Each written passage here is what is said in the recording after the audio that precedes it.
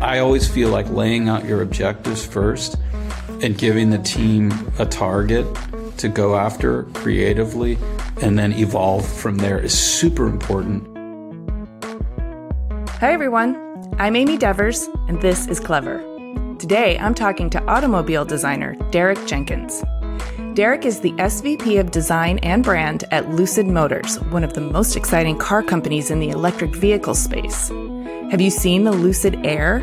It's a luxury sedan that was named Motor Trend's 2022 Car of the Year, and it's definitely worth checking out. Prior to Lucid Motors, Derek was Director of Design at Mazda North America, and spent almost a decade as the Chief Designer at Volkswagen North America.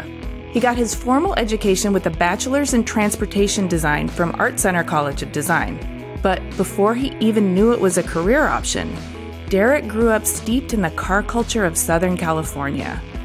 As a surfer and skateboarder, he embodied the physics of locomotion from a very young age, and by his teenage years, he was hands-on with the mechanics and engineering, restoring and modifying cars after school.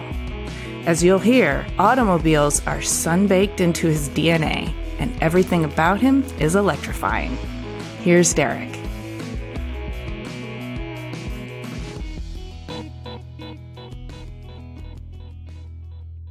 My name's Derek Jenkins. I'm the Senior Vice President of Design and Brand at Lucid Motors.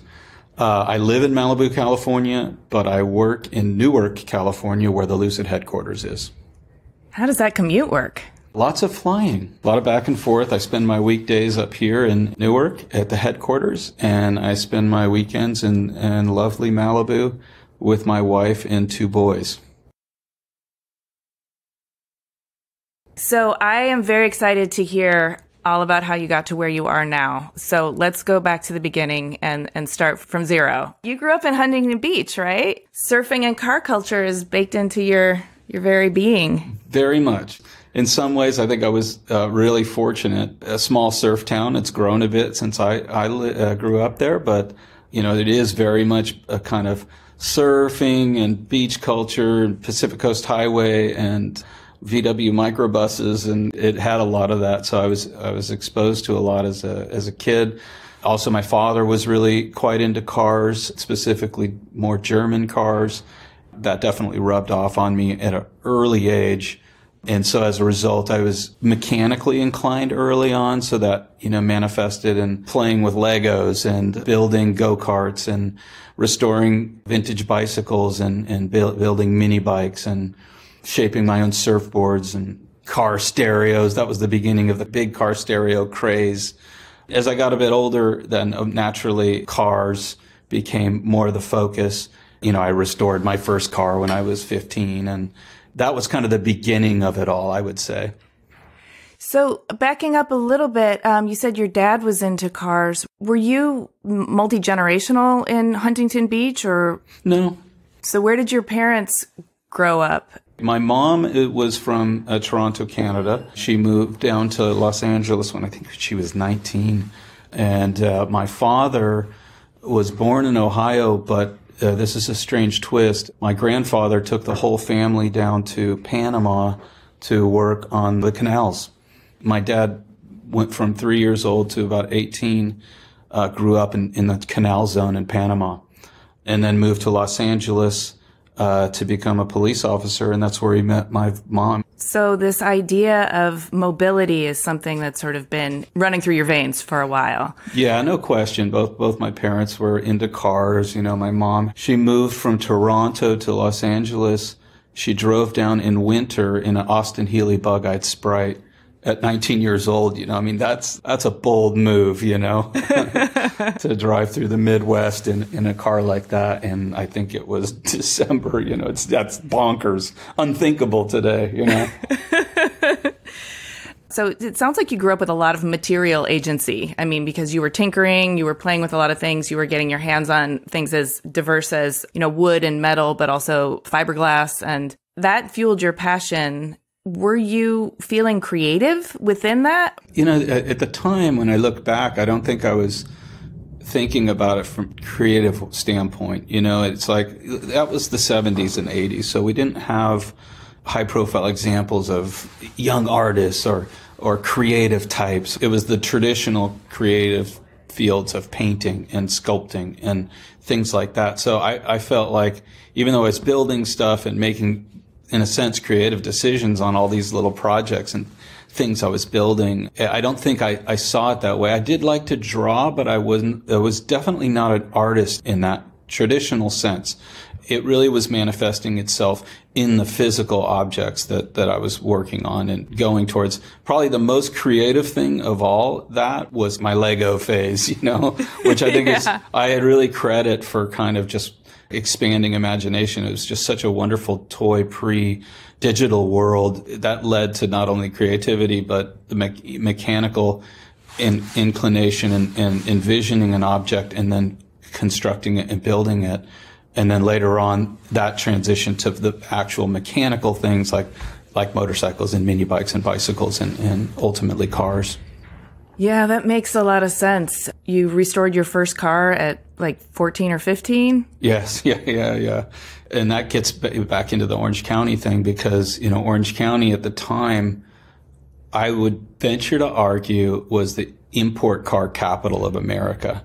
I grew up with the first wave of kind of cool Volkswagen water-cooled cars, GTIs and Scirocco's, and the first wave of cool import Japanese cars, Honda Civics and Toyota Celicas and things like that. So I was immersed in that world, and I didn't care about American cars at all. I only cared about European and Japanese cars, and it was like that. I feel like I was always that first generation of youth that grew up not at all interested in American cars, because the 70s was a pretty dark era and the 80s was definitely a dark era for American cars, and quite the contrary for Japanese and German cars. I grew up in Detroit, so yeah, at the same time. Yeah, I was right there for the dark ages of American cars. So then the affinity towards Porsches and Volkswagens and BMWs and Audis and Mazdas, that all started then, and there was a big cruise culture. Obviously, Southern California is known for the weather, and that's a year-round car thing. It's in everything. And then you combine that with beach culture, because Orange County is the epicenter of modern skate and surf culture. Those two things go together like perfectly. And that's just the foundation of all those things I was passionate about. In many ways, still am. I can see how that has shaped you. Your first car, I read, was a VW Thing? Yes. Yep. Type 181, very unusual vehicle with unusual origins. It's just a strange car. My father was all into these kind of like a Baja Bug, when they like a Beetle that they cut up and let the motor hang out. So we grew up going down to Mexico and camping, and we'd go down there for holiday weekends and things like that. We had a 70s Chevy 10 van with bean bags and shag carpet, never mind seatbelts. I sat and, I would take 3-hour trips sitting in a bean bag. So there you go. That was the 70s. And we'd tow the Baja Bug down and we'd tear around San Felipe for the weekend and drive home. So I grew up doing that kind of stuff. And then when I had a chance to buy my first car, with my parents' blessing, the Thing just seemed like this cool vehicle, total surf safari car. And I found a car down in Newport Beach in this guy's backyard filled with leaves. The floors were rusted out, and I got it dirt cheap and just started working on it. Didn't really know what I was really doing, but, my dad helped me a bit, and it turned out great. I mean, I love this story. I'm thinking of you as a teenager, and that's a time when we're all going through a lot of change and awkwardness and angstiness. What were you like as a teenager, and was there some way in which this outlet was helping you process yourself and process who you were becoming? Mm-hmm. Like a lot of kids that age, sports was a big deal. So I was kind of balancing my sports life between surfing and soccer. That definitely kind of helps to, give you confidence and group dynamics and things like that. The car thing was very much a solitary thing. What was cool about kind of, as I got into the car thing, got my VW Thing, I restored that. That was like the coolest car at school. You know what I mean? I'm sure. And of course, I'm sure you stood out. Yeah, everybody wanted to ride in it. The girls all wanted to be in it. That whole idea of kind of like freedom and lifestyle, the car kind of represented that. And of course, the surfing piece of that, like I said, fits in it. So we'd get 4 guys in the car and drive down to San Diego for the weekend and to go surfing in it. And in a way, kind of cliche of like teenage freedom. In my mind, a surfer movie is playing out, Totally. The surfer teenage movie. Right. As I mentioned before, like that was the beginning of the big car stereo thing. This was kind of before car companies got serious about stereos in a production vehicle. So the aftermarket scene, again, was the epicenter of that scene was definitely LA and Orange County. There was like competitions who could have the best car stereo. It really has its roots in Southern California. And so I got into that. So I was working jobs just to buy amplifiers and subwoofers. And so I got all into that scene. And so then music culture tied into it all. So it's all now, all of those things. It's lifestyle, it's beach, it's surfing, it's cars, it's music. It's all one big kind of thing. Yeah, I grew up outside of Detroit, and my first car was a 78 microbus, which nice. in that area was a very odd sight on the Super road. cool. And also, it had no heat, or it was like the heat came from the back. And so I used to drive around in the winter with a comforter wrapped around me. Oh, I love that. And that's a bay window. I love that version. In fact, my close friend, because I was on the surf team in high school, every morning we'd meet at Huntington Beach Pier, and we'd always take his van because he didn't care if we would wear our wetsuits. He'd let the water get all over the car. It was all rusted, and it was just this funny thing that we'd all pile in. And that car got so destroyed from 3 years of just salt water. But I have this incredible memories. It was orange and white. Yeah, super cool. This is clearly part of who you are. It's baked into your identity at this point. What were you thinking about making decisions about going to college or not going to college, or what your livelihood would be as an adult? And how were you sort of navigating that?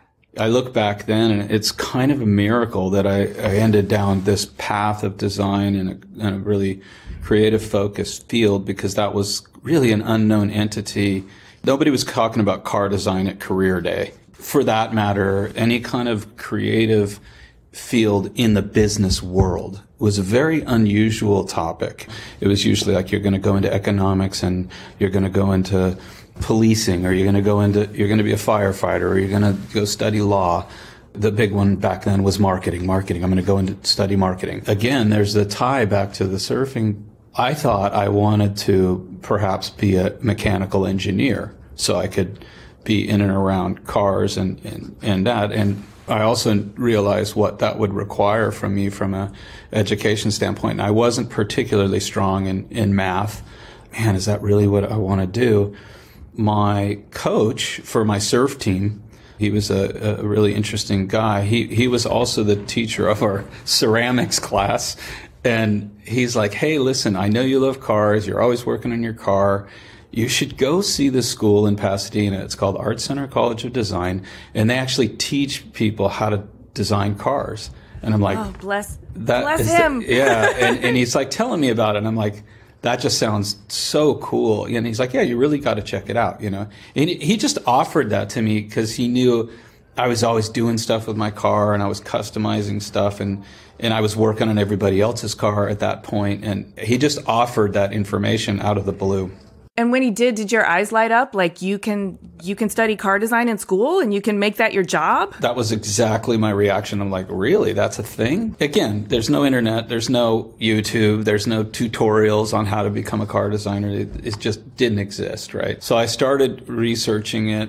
And then my mom, one weekend, we did a tour up at the school, and I saw what the students were doing, and the sketching of cars and the clay models. Literally that day, it was like, this is what I'm doing. I think I just turned 60. I was just driving. I'm super fortunate because it wasn't like I had to go through college and get a degree before I kind of figured out what I wanted to do, which is unfortunate because for a lot of folks, because they go to college, they're still trying to figure it out, and they can't use that formative time to drive towards the end goal necessarily, so directly at least. I was from 16 on, and then I started to take the drawing classes, and then I started to learn more about all those techniques, and I started to do more and more research of who were the top designers and who designed this car and who designed this car. And so I was really, really focused on it. And then I started to take night classes up at Art Center, pre-degree classes. And so I gained a lot of momentum, and I was able to submit a portfolio and get accepted by when I was 18, I was like the youngest person in my class at the time. Most of the people, they were coming to Art Center for graduate degrees. So I got like a big head start. I really got in young, got out young, started working right away. And were the college years, did you get what you needed? Were they as nutritious as you hoped they would be in terms of teaching you everything you needed to know about what goes into designing a car? Because it's a multifaceted discipline. I feel like Art Center does provide you the general fields of skills. They teach you drawing. They teach you some fundamentals of vehicle engineering, aerodynamics, vehicle packaging. They give you a good art history, color theory, and of course just illustrating, because especially at that point in time, being able to illustrate, sketch, they're teaching you how to communicate your ideas as a creative person effectively.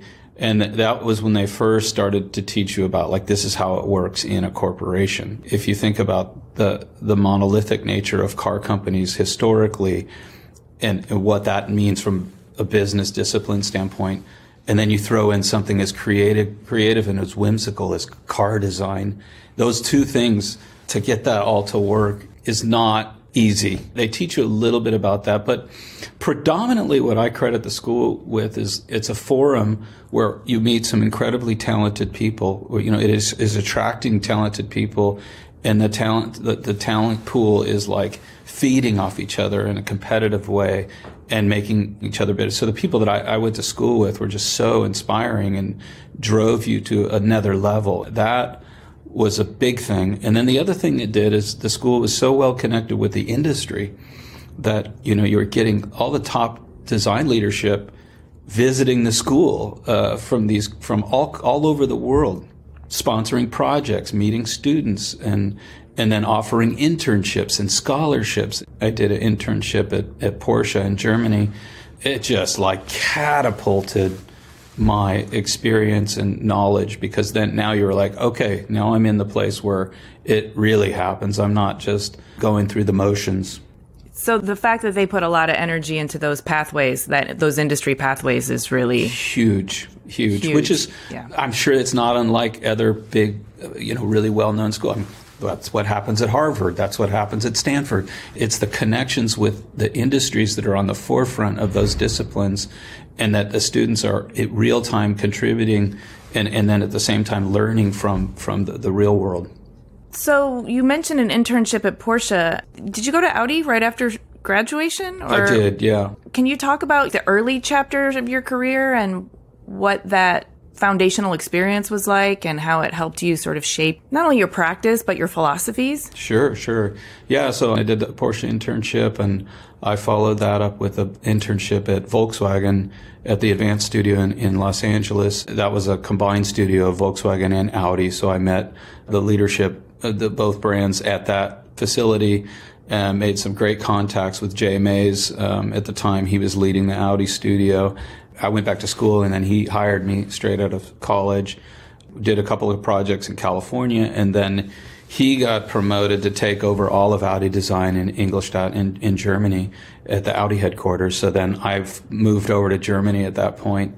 How old were you? What an adventure. I know, Man. It was crazy. I was 23. I've been back and forth to Europe a few times, but I knew that if I wanted to really pursue the German car thing, I had to go live over there. And that was an interesting time because, on one hand, they had an American leading the design team in Jay Mays, but Audi was at a real low point in the industry. That was a recession period in Germany, 1993, 94. Germany reunification was just getting started. There was a really difficult economic time. And so I came into Audi. They were at a real low point. I started there, and in the first 2 weeks they cut my salary by 25%. Oh my so God. I was like poorer than I was as a student, But what was interesting is that they were so hungry to elevate the company to kind of BMW Mercedes status, which Audi was not anywhere near that at the time. There was a big push to reinvigorate the company and create new products. So my timing couldn't have been better, because I was coming into this time where there was really great leadership at the top, all the way through the company, and they were hungry for change, and they wanted young talent to help them get there. And I came in there again with talented people from all over the world, and I was able to just kind of like in a period of like 2 years soak up so many skills and so much experience working on my first projects, and got to see the transformation of the brand real time. Because that's incredible. Yeah, Audi was literally just barely skipping off the bottom when I joined.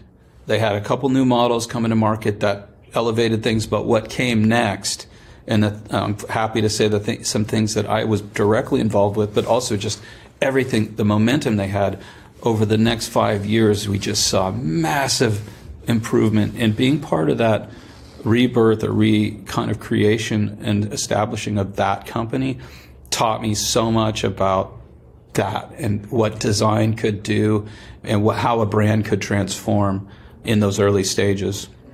Wow, that is fortunate to be able to witness that from inside the beast too. The transformation, as it's taking hold, it's happening in all of the micro corners of the brand, and you're hopefully, it sounds like you were privy to those conversations and then part of something that grows, and you feel like that collective camaraderie of growing something together too.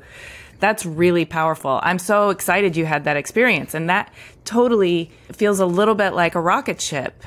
It was, and it's unusual if you think about in the industry, how often do brands go through like such a transformative period? Keep in mind, it took I always say about 12 years before the company got to that BMW Mercedes status. It took that long to refresh the company. But how many companies go through that kind of transformation? I can't really think of many, to be honest. I was super fortunate. Super fortunate. And that sounds also that you were able to have some impact. You were able to sort of realize the impact that you were participating in one of your foundational career moments, which is really great. So many people could possibly have the experience of going to a big brand and just being kind of a cog in the wheel or a drone and not really realizing. I imagine you gained some creative confidence, agency, chops in all of that. You spent about 7 years there, right? Something like that? Yeah, I mean, in total, I was in Audi for about 6 years, but I was in the Volkswagen Group for 16. Okay, because after Audi, then you sort of segued over to Volkswagen of America? Yes, yeah, and it's important to understand, like, originally when I joined, Volkswagen Group was Volkswagen and Audi. And that was under the late Dr. Ferdinand Piëch was at the helm of the whole ship at the time. He had so much vision and so much leadership. He was really driving the group. And that's when they started to buy other brands. So they bought Lamborghini, they bought Bugatti, they took over Skoda, they took over Seat, they took over Bentley. And now the VW Group become this very, very prestigious thing, just going off in every direction. And so that elevated that group, and just so being part of that gave me a lot of credibility and, as you say, kind of confidence and just awareness, and so there was 16 years of kind of starting at the bottom and seeing that thing grow into this. Now obviously it's a world dominating force. That was just awesome to see. And again, because they were buying up these other smaller brands, these prestige brands in many cases, they were also all going through these transformations that Audi went through, So they bought Bentley at a low point and fixed that. They bought Lamborghini at a low point and fixed that. So we were witnessing all of that at the same time. And that was also remarkable, these rebirths. Yeah. And as you're witnessing all that, are you also discerning the patterns? There's some things that work, right? And they're repeating that over and over again, and it's working each time. Because each one of those was an exercise in rebranding, right?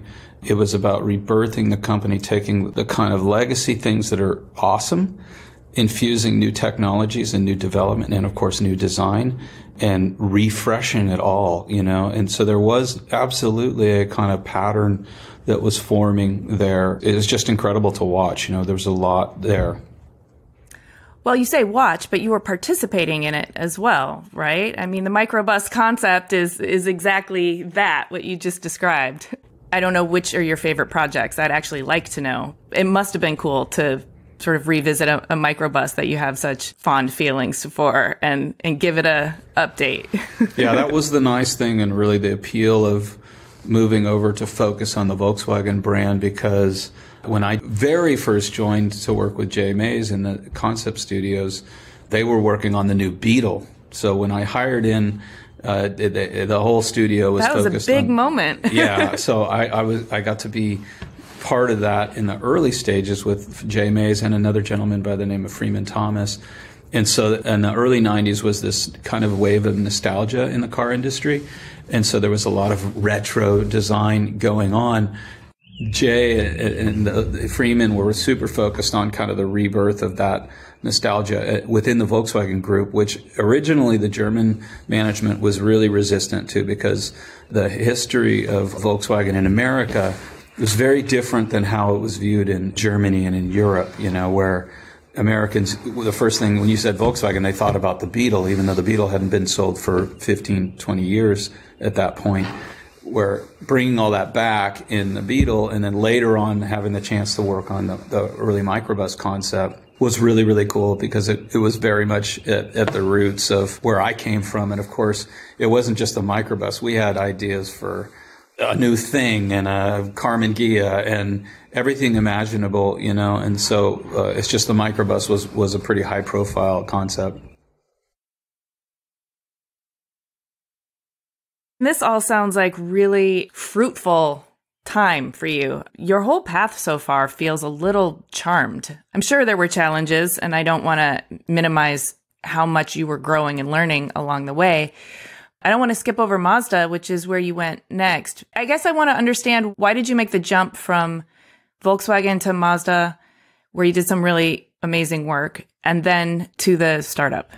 After 16 years of VW Group, having gone through that really exciting, explosive kind of growth, seeing it get to a certain level and having been a part of that, I felt like it was kind of a career plateau in a way, where I felt like I need to find that explosive growth again. I realized seeing change rapidly and then also being at a company when it's hungry for change is the best place for a designer to be. You're given freedom, you're listened to, you can affect change, and change is what motivates me and others, I think, in my field. That's a really profound thing to recognize and for me to tell my students. But yeah, being at a company that's hungry for change does open up doorways for designers more readily. It really does, and you hear it all the time, but timing truly is everything. And it's like when I came into the VW Group, Audi and Volkswagen, when I made those changes, the timing was perfect. And I was feeling restless a bit later on in my Volkswagen career. I was seeing a complacency set in that was not in any way appealing. And I felt like boxed in, like we're not getting anything done here. I think it's time. And that can be soul sucking for a creative, right? That where you're kind of like, I can't break down these boundaries because people have boxed us in. And unfortunately in big corporations, these things are cyclical, right? They go through waves. Yes. And I've heard this from people in all industries. Yeah. It's super common, right? Big companies, they hit troubled times and they get scared, and then they get open and hungry for change. And then they change and they have success, and then they grow and they bring people in that don't know how they got there in the first place. And then they get complacent, and then it goes through the cycle again. And when you get boxed in, it makes everything that you want to do, all of your creative energy, it's such a heavier lift. It is, especially as a creative in the corporate world, because what ends up happening is you're spending much more of your time on selling and strategy over the creative content itself. So, it's like I realized, like, I've become like a really good pitch man because over the years, because I'm always pitching ideas. And that's a great talent, and all designers should learn those skills. But you start to realize, like, shit, am I just a salesperson? I realized that that's a fundamental thing to have any impact on any business and to have any leadership capability within an organization. I just realized that, yep, that's part of being a good designer. The Mazda opportunity came along. Mazda was at a low point, super hungry. They had just separated off from the Ford group. They were no longer American owned. They were going back to their Japanese roots, which somehow had appeal to me. I knew Mazda's history well because I was enthusiastic about it in my teenage years. They were always a company known for fun to drive, sporty vehicles, lightweight, nimble, very, very youthful brand. They were hungry. They're like, yeah, they wanted to change and grow. And so I jumped into that exactly at the right time. It was also culturally interesting because I had gotten so used to a European point of view. I considered myself this kind of American Euro hybrid, spoke German and all of that stuff. And then to go work for the Japanese and really it couldn't be more culturally different, you know. It was just drastically shift. And the approach to car design was drastically different. I mean, drastically different. That was like a really great learning experience. And also because they were hungry, they were learning from me, I was learning from them. And that was just awesome. Those first few years were exciting and dynamic and really helped mature me. Adding that new cultural framework to the repertoire also sounds like a really fascinating learning adventure for you. And then also now that you come to where you are now with a broader cultural perspective because you've been to those different places. You've operated from those different perspectives. Totally. And you know, the Volkswagen Group, every car company has this, but there was like a Bible to doing good design, right? And you just believe like, well, that's the truth and that's the only way. And then you go to another company, it's like, oh shit, they have their own Bible. Like it's a totally different Bible. And you're saying, yeah, but did you think about this? And then you realize like, okay, there's benefits to both of these worlds. And now you have something, again, completely new. And so it's just a really interesting experience for growth. So talk to me about the jump to a startup, an EV startup in 2015. Is this more getting itchy and restless and chasing the hunger and the change? Yeah, I think it was because I was also fortunate, again, through that period of my, after I came back from Germany, working in California, I had been kind of focused on Volkswagen, especially through the early 2000s. In California, and that's when the first rise of the hybrid in California, because like, you know, the Prius really kind of captured Southern California and just California in general as a bit of a new trend. And so there was already a lot of hybrid talk and then the beginnings of like electric car experimentation was 2005, around that time. So I was watching all that happen. I had a close friend of mine say, hey, in fact, I took his job at Mazda. He's like, I'm leaving Mazda. I'm going to this company, Tesla, with Elon Musk. At that time, nobody had really heard of Elon. And even Tesla was just really, really under the radar. You know, it was a real science project. And I'm like, you're crazy, man. Nobody starts a car company. That's insane. You know, that I'll take your job. I'll take your old job. Yeah. And then we had all the Southern California design studios, there was a lot of them. We had people leaving the studios to join Tesla.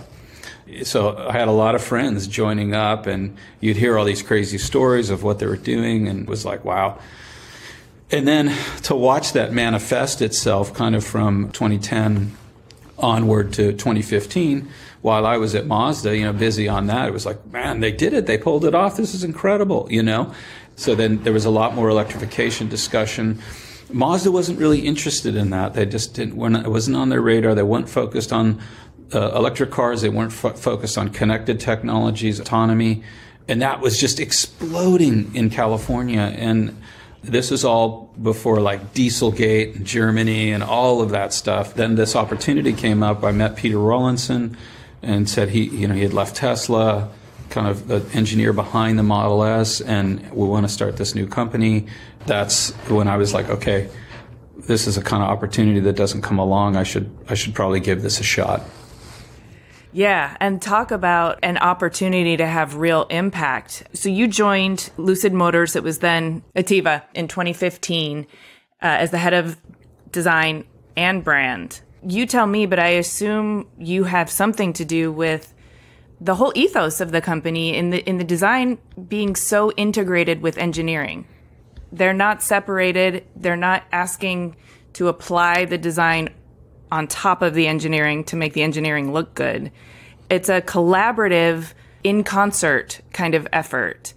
To me, that seems like it would make all the difference in just making a better outcome, solving problems in a more elegant way, working through things through both the design angle and the engineering angle in a collaborative and synergistic way so that you end up with a greater output than from being asked to just deal with something and make it look good later.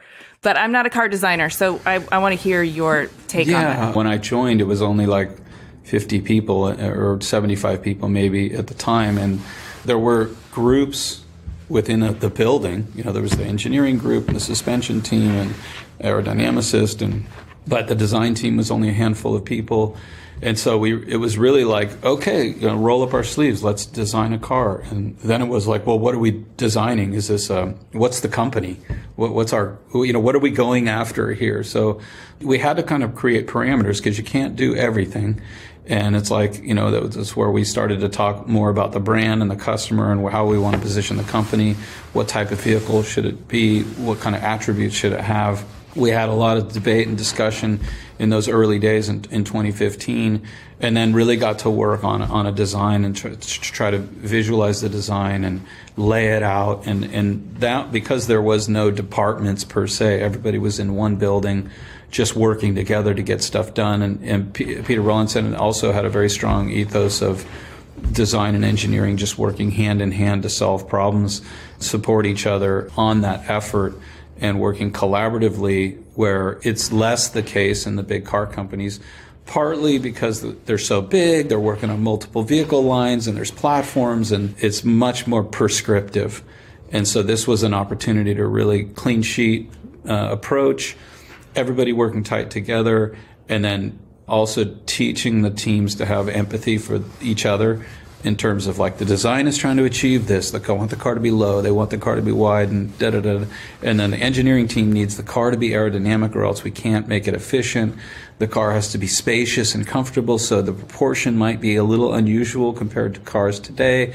Design has to try to make that work, and understanding what you're trying to achieve and really taking in many ways a form and function being complementary to each other approach and trying to embrace that was really, really exciting. And all the while trying to create something that was unique to us, that felt new and fresh, but at the same time wasn't so futuristic that it would scare existing luxury customers away. We had to find that sweet spot of new versus traditional because, at the time, all luxury cars were very traditional. That was kind of the starting point. Seems like something in there's working because the Lucid Air was named Motor Trend's 2022 Car of the Year. Congratulations on that. Thank you. Thank you.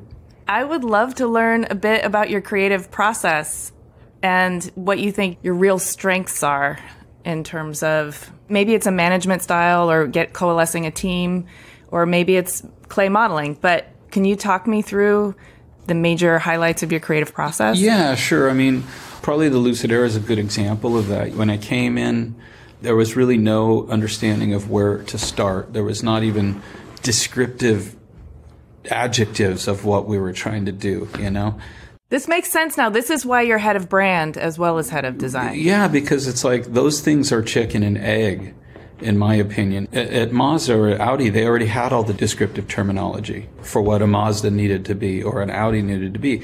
And you can tweak that stuff and adjust it and have wordplay on it. But those things were in place, and most of the time you weren't challenging those things. Or if you were challenging, you were doing it in an evolutionary way. It's like, we're here, we're about this, and let's shift it here. So we shift to the market and a new consumer, or adjust the consumer, or evolve the company. But that was really like shades of gray. And in here, we had nothing. So you really had to sit down and say, okay, what are we going after?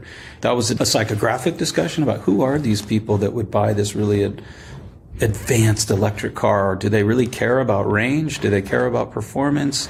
Are they kind of green focused? Or are they luxury, want to brag about their success? What is it? So you're trying to dig down into consumer mindset, and I think we all had a strong understanding that the industry was on the verge of big changes, and it was going to also be driven partly by consumers and early adopters. And we'd already witnessed that for those first few years of Tesla, and we saw where some of that's why I brought up the hybrid thing, because a lot of the Prius owners went and bought Teslas, and so those are the early adapters, and that was a Californian phenomenon.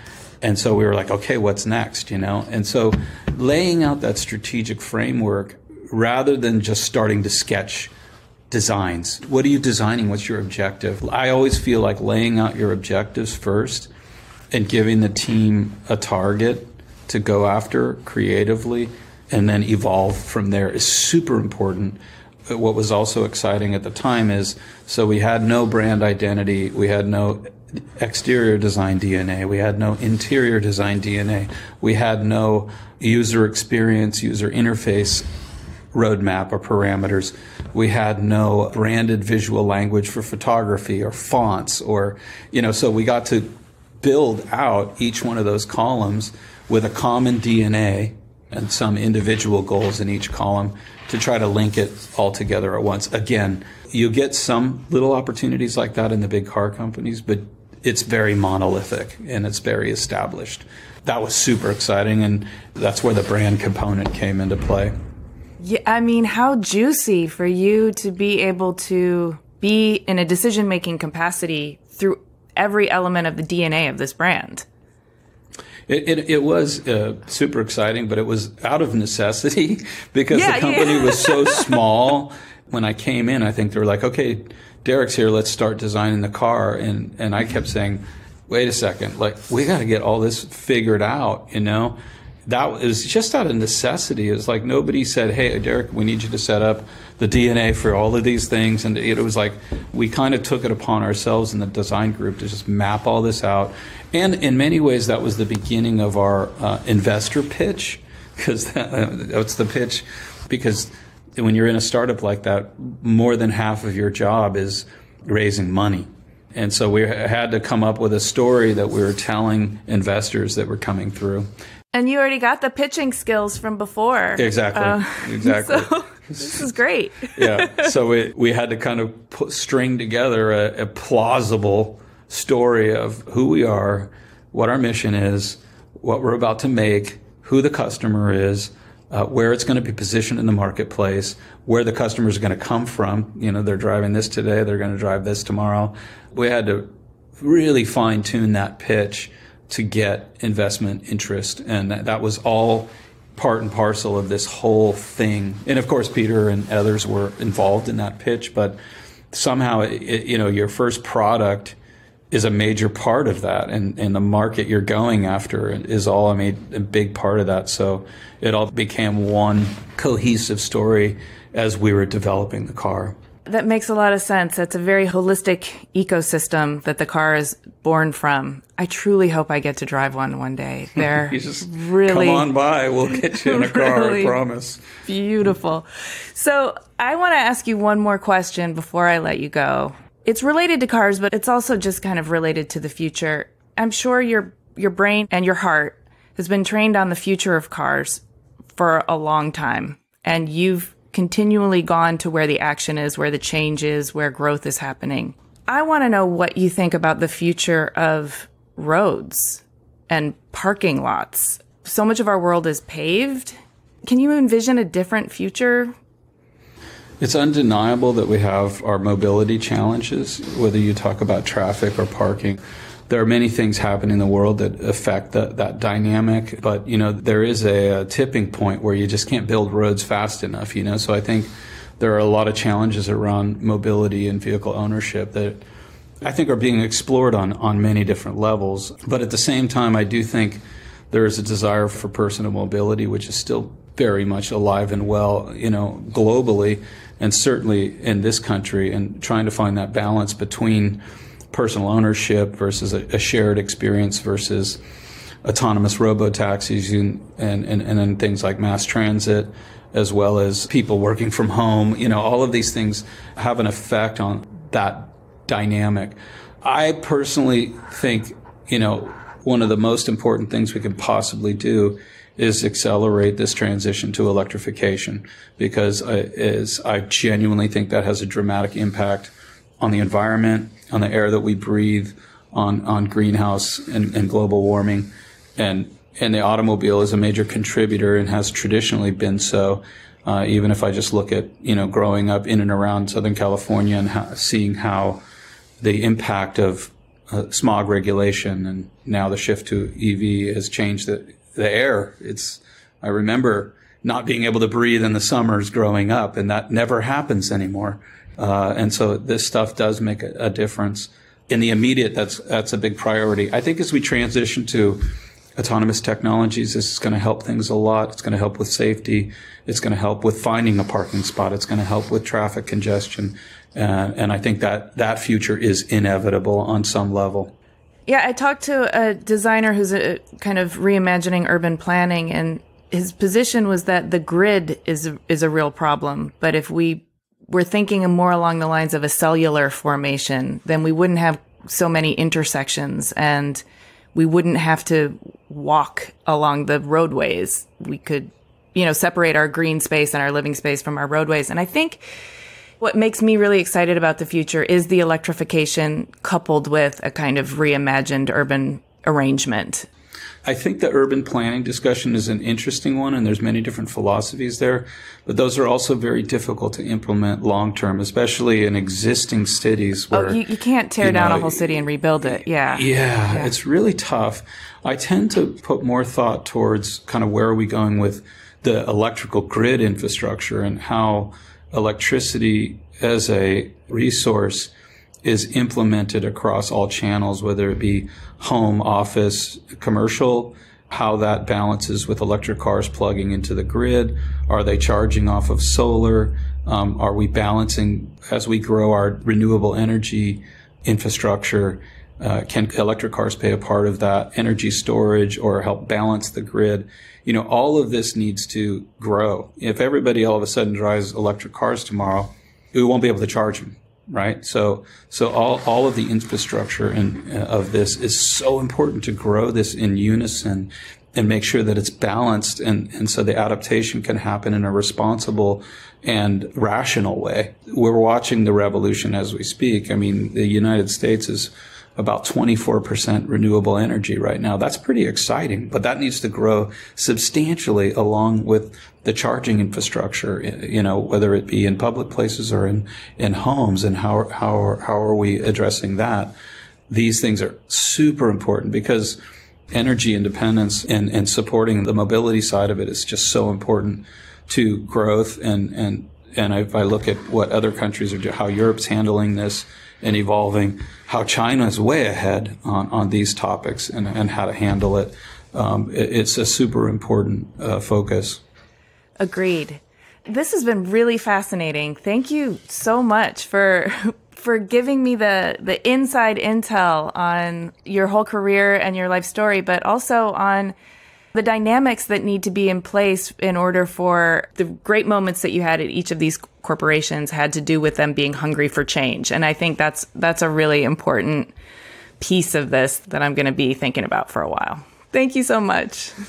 Awesome. Thank you, Amy. Appreciate it, and look forward to talking to you again. Hey, thanks so much for listening. For a transcript of this episode and more about Derek, including images of his work and a bonus Q&A, head to cleverpodcast.com. If you can think of 3 people who would be inspired by Clever, please tell them. It really helps us out when you share Clever with your friends. You can listen to Clever on any of the podcast apps. Please do hit the follow or subscribe button in your app of choice so our new episodes will turn up in your feed. We love to hear from you on LinkedIn, Instagram, and Twitter. You can find us at Clever Podcast, and you can find me at Amy Devers. Please stay tuned for upcoming announcements and bonus content. You can subscribe to our newsletter at cleverpodcast.com so you don't miss a thing. Clever is hosted and produced by me, Amy Devers, with editing by Rich Straffolino, production assistance from Ilana Nevins and Anushka Stefan, and music by L1011. Clever is a proud member of the Surround Podcast Network. Visit surroundpodcasts.com to discover more of the architecture and design industry's premier shows.